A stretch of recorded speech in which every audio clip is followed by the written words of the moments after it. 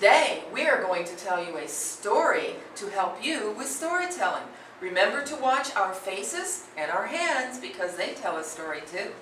Today's story is The Straw, the Bean, and the Coal. One day, a woman decided to cook some beans for supper, so she started a fire in the fireplace.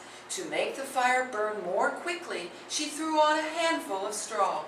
But one piece of straw slipped out of her fingers and fell to the floor.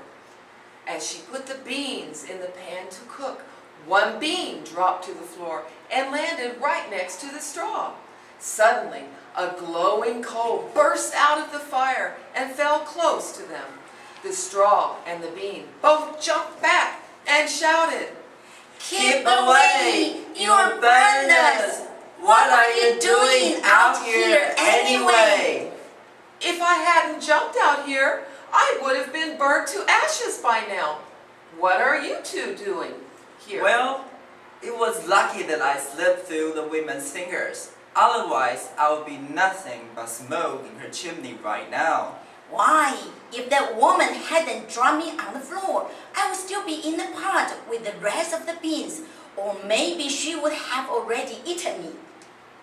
Since they all have been so lucky to escape with their lives, they decided to travel together.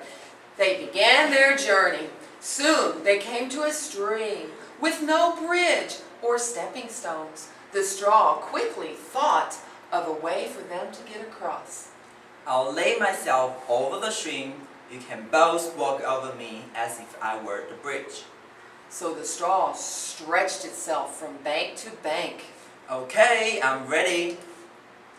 The bean looked at the coal. The coal looked at the bean.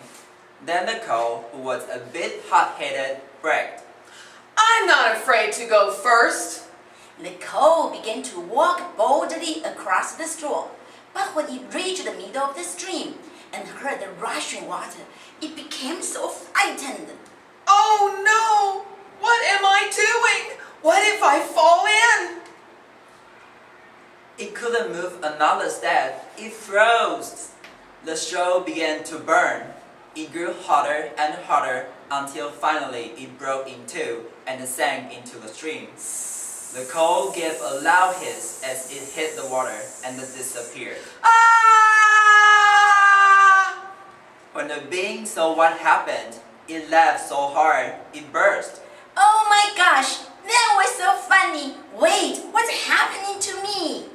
Well, that would have been the end of Bean if a tailor hadn't come along and sewn him up. When he saw his split sides, he took his black thread and needle and sewed it up. That is why to this day, some beans have black seams.